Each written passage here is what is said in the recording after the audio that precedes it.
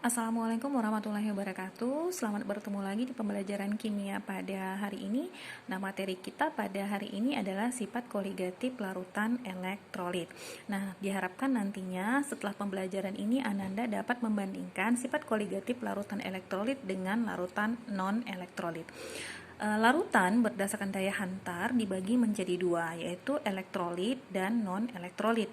Nah, untuk sifat koligatif larutan elektrolit ini berbeda dengan larutan non-elektrolit. Kenapa? Karena jumlah partikel larutan elektrolit itu selalu lebih besar dari larutan non-elektrolit.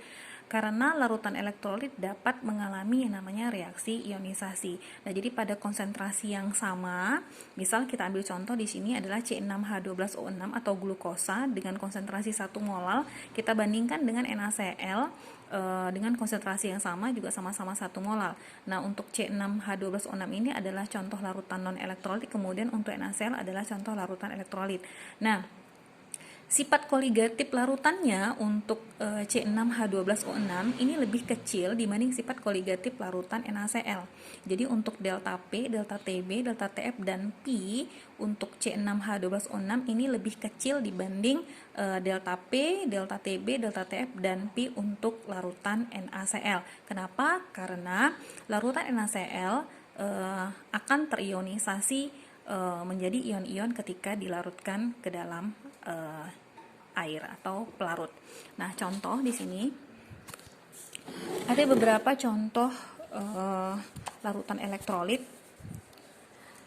Di sini kita ambil contoh adalah NaCl. Ya, NaCl ketika diionisasikan akan menjadi Na+ dan Cl-. Nah, jadi di sini Na plusnya ada 1, kemudian ada 1 ion Na plus dan 1 ion Cl-, sehingga jumlah ionnya atau N-nya, harga N-nya, jumlah ionnya di 1 ditambah 1 sama dengan 2. Nah, kemudian MgCl2 ini akan terionisasi menjadi Mg2 plus ditambah 2 Cl-. Nah, jadi jumlah ionnya di sini 1 ditambah 2. Jadi N, jumlah N-nya adalah 3. Kemudian Al2SO4 3 kali diionisasikan, ini akan menjadi 2Al3 plus ditambah 3SO4 2-, sehingga jumlah ionnya adalah 2 ditambah 3 sama dengan 5. Kemudian untuk Na2SO4 terionisasi menjadi 2Na plus ditambah SO4 2-, sehingga jumlah ionnya 2 ditambah 1 sama dengan 3, jadi jumlah ionnya ada 3. BaSO4 terionisasi menjadi Ba2 plus ditambah SO4 2-, jumlah ionnya 1 ditambah 1 sama dengan 2, jadi jumlah N-nya atau jumlah ionnya adalah 2. Atau bisa juga Ananda sekalian menentukan harga N-nya dari sini juga bisa. Na1 1 ditambah 1 tambah 1 sama dengan 2, jadi harga N-nya 2. Mg 1 ditambah 2, 1 ditambah 2, 1 tambah 2 sama dengan 3. Kemudian ini Al2SO4 3 kali, 2 ditambah 3, jadi 2 ditambahkan dengan 3, 2 tambah 3 sama dengan 5. Nah, ini Na2SO4. Nah, Na-nya ada 2, SO4 ini merupakan ion poliatom. Jadi di sini sebanyak 1. Jadi 2 tambah 1 sama dengan 3. BaSO4, Ba-nya ada 1. Kemudian SO4 ini juga ion poliatom sama seperti ini. Jadi di sini ada 1. Jadi 1 tambah 1 ada sebanyak 1 ion SO4 ya. Jadi 1 ditambah 1, maka jumlah ionnya sama dengan 2. Nah, karena larutan elektrolit ini mengalami reaksi ionisasi, maka untuk sifat koligatif larutan elektrolit harus dikalikan dengan yang namanya faktor ionisasi atau faktor Van Hoff. Nah, faktor Van Hoff ini dicari dengan menggunakan rumus I sama dengan 1 ditambah N kurang 1 dikali alfa. I sama dengan 1 tambah N kurang 1 dikali alfa, di mana N ini adalah jumlah ion seperti ini tadi ya, seperti NaCl N-nya 2, MgCl2 N-nya ada 3, Al2SO4 3 kali N-nya ada 5, jadi N ini adalah jumlah ion, kemudian alfa ini adalah derajat ionisasi. Nah, sehingga untuk sifat koligatif larutan elektrolit seperti delta P, delta Tb, delta Tf, dan P, ini semua rumusnya dikalikan dengan I.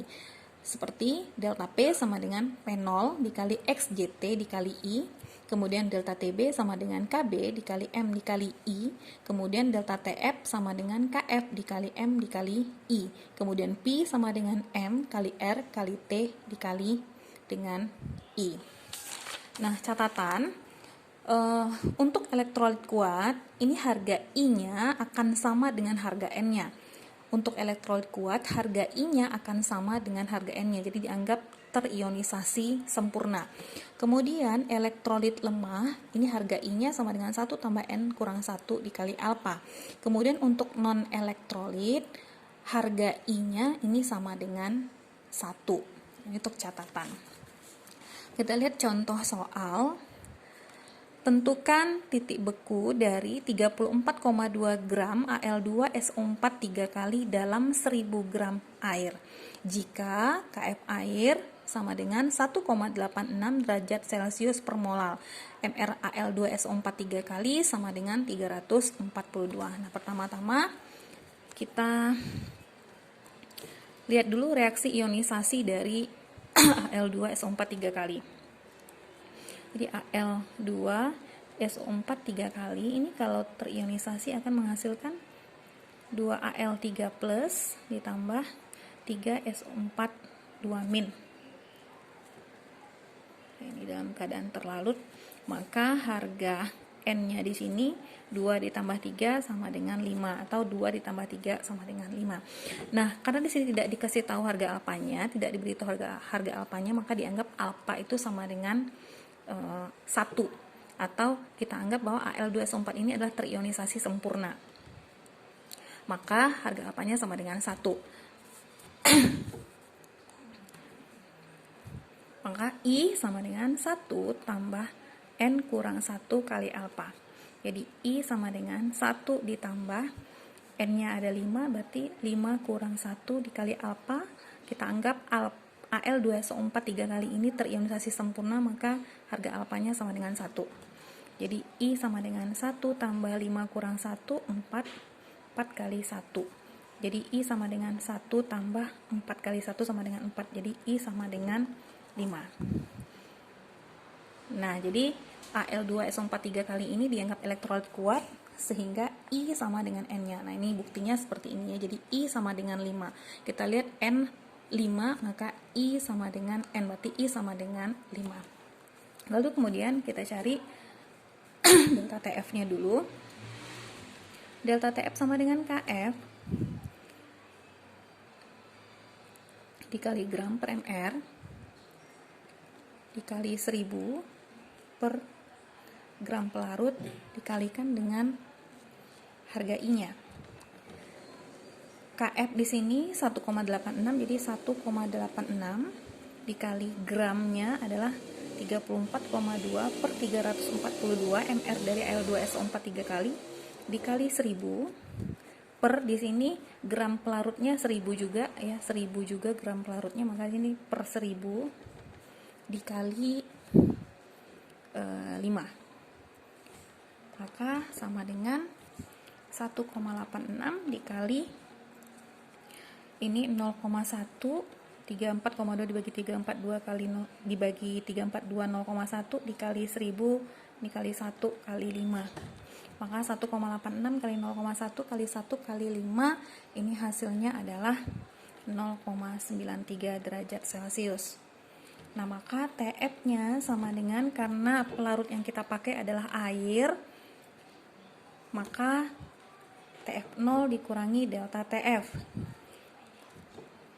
Titik beku air adalah 0 derajat, berarti 0 derajat Celcius dikurangi 0,93 derajat Celcius, maka didapat hasilnya adalah min 0,93 derajat Celcius. Next, kita lihat contoh soal yang kedua. Sebanyak 1,2 gram MgSO4, MR-nya MgSO4 adalah 120, dilarutkan ke dalam air hingga volumenya 500 ml. Hitung tekanan osmotik dari larutan yang terbentuk pada suhu 27 derajat Celcius. Di sini diketahui tetapan Rydberg-nya adalah 0,082 liter atmosfer per mol Kelvin. Nah, di sini juga tidak ada diberitahu harga alfa, maka dianggap MgSO4 ini terionisasi sempurna. Maka termasuk ke dalam elektrolit kuat. Kalau tadi sudah kita ketahui ya bahwasanya untuk elektrolit kuat ini harga I sama dengan N. Berarti kita lihat dulu MgSO4 ini kalau terionisasi akan menjadi Mg2+ ditambah SO4 2-. Maka harga N-nya ini adalah 1 ditambah 1 sama dengan 2. Maka harga I-nya juga sama, harga I sama dengan N, maka I sama dengan 2. I sama dengan N, maka I sama dengan 2. Karena dia termasuk elektrolit kuat. Di dalam soal tidak dikasih tahu harga alfanya, maka dianggap MgSO4 adalah elektrolit kuat. Lalu kita lihat di sini ada suhu T sama dengan 27 derajat Celcius, kita rubah ke Kelvin, ini sama dengan 27 ditambah 273, Celcius dirubah ke Kelvin, berarti 27 ditambah 273 hasilnya adalah 300 Kelvin. Nah, di sini yang ditanya adalah tekanan osmotik, maka harga P sama dengan M dikali R dikali T dikali dengan I. M ini molaritas, karena di sini tidak diketahui konsentrasi dalam satuan molaritas, maka kita buat rumusnya menjadi gram per mr dikali 1000 per volume dikali R dikali T dikali dengan I. Gram di sini 1,2 berarti 1,2 per 120, karena MgSO4 ada 120 dikali 1000 per volumenya 500 ml, di sini 500 dikali 0,082 tetapan Rydbergnya dikali 300 dikali dengan harga I-nya di sini tadi adalah 2. Maka hasilnya ini 1000 dibagi 502, 1,2 dibagi 120, ini hasilnya 0,01, berarti 0,01 dikali 2 dikali 0,082 dikali 300 dikali 2, ini hasilnya adalah 0,984 atmosfer. Next, kita lanjut contoh soal yang ketiga. Berapa gram Na2SO4 yang harus dilarutkan ke dalam 2 liter air agar air tersebut mendidih pada suhu 103,2 derajat Celcius? Diketahui Kb air 0,52 derajat Celcius per molar dan mRNA2SO4 adalah 142.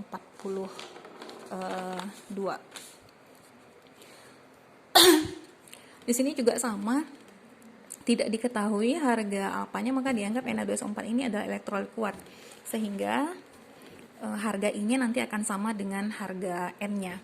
Kita lihat Na2SO4 kalau terionisasi ini akan menjadi 2Na+ ditambah SO4 2-. Di harga N-nya ini sama dengan 2 ditambah 1, 2 tambah 1 nih N-nya sama dengan 3. Karena dia elektrolit kuat, maka harga I sama dengan N, maka I sama dengan 3. Nah, kemudian di sini 2 liter air. Nah, 2 liter air ini air massa jenisnya 1 kg per 1 kilo per liter. Berarti kalau 2 liter ini sama dengan 2 kilo. 2 kilo itu kalau dirubah ke gram itu sama dengan 2000. Nah, jadi gram air di sini adalah sebanyak 2000 gram. Jadi seperti itu ya, 2 liter. Di sini kan 2 liter, kita anggap massa jenis air itu 1 kilo per liternya. Jadi kalau 2 liter berarti 2 kilo. 2 kilo itu kalau dirubah ke gram maka sama dengan 2000 gram. Nah, kemudian di sini ada titik didih air. Titik didih air itu sama dengan titik didih, bukan titik didih air ya, titik didih larutan Na2SO4 tadi itu 103,2 derajat Celcius. Maka dari sini kita bisa cari harga delta TB-nya. Delta TB-nya sama dengan TB dikurangi dengan TB0. Jadi TB-nya 103,2 derajat Celcius dikurangi dengan, karena di sini pelarutnya adalah air dan air itu mendidih pada suhu 100 derajat, maka TB0-nya adalah 100 derajat Celcius. Maka di sini dapat delta TB-nya sama dengan 3,2 derajat Celcius. Nah, lalu setelah itu kita bisa cari massa Na2SO4 dengan menggunakan rumus delta TB sama dengan KB dikali gram per mr dikali 1000 per gram pelarut dikali dengan I. KB-nya dalam soal 0,52 dikali gram, ini akan dicari X, berarti X per mr-nya adalah 142 dikali 1000 per 2000 liter, 2000 dikali harga I-nya ini 3. Jadi delta TB-nya dapatnya dari sini 3,2. Nah, 3,2 sama dengan 0,52 dikali X dikali 3, ini dapatnya 1,56X per 142 dikali 2 dapatnya 284. Ini kita kali silang. 3,2 dikali 284 ini dapatnya sama dengan 908,8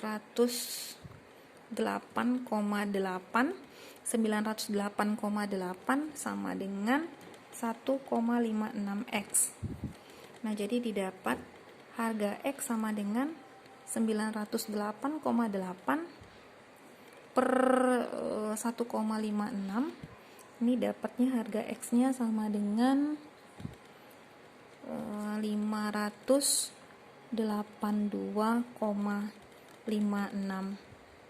gram.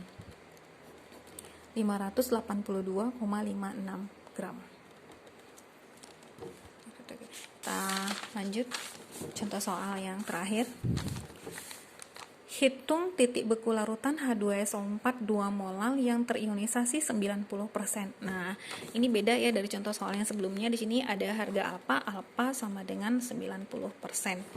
Dimana KF airnya 1,86 derajat Celcius per molalnya.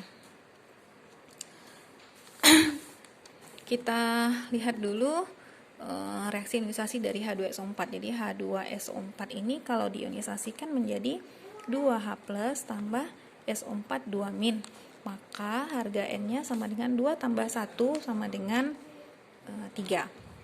Nah, atau bisa juga dari sini ya, 2 SO4 ini kan ion poliatom nih, jadi 2 tambah 1 sama dengan 3.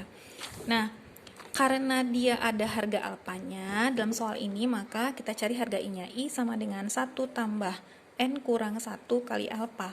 1 tambah 3 kurang 1, alfanya 90%. Jadi 90% 90 per 100 ini sama dengan 0,9. Jadi alfanya 0,9. Sama dengan 1 tambah 3 kurang 1, 2 kali 0,9. 1 tambah, nah 2 kali 0,9, 1,8 sama dengan 2,8 harga I-nya. Nah, lalu kemudian kita cari delta TF-nya. Delta TF sama dengan KF dikali molal, karena di sini kebetulan satuan konsentrasinya sudah dalam satuan molal, jadi kita langsung kali molal kalikan dengan I. Jadi KF-nya di sini 1,86, berarti 1,86 kali 2. 2 dari sini ya, dari 2 molal kali 2 dikali I, harga I-nya 2,8. Didapat 1,86 kali 2 kali 2,8, hasilnya adalah 10,42 derajat Celcius. Maka didapat TF-nya sama dengan TF0 dikurangi dengan delta TF. Karena pelarutnya adalah air, maka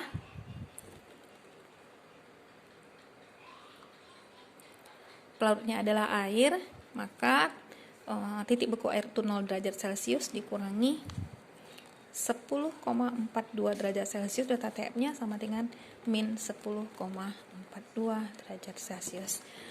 Nah, ini dia tadi penjelasan mengenai sifat koligatif larutan elektrolit.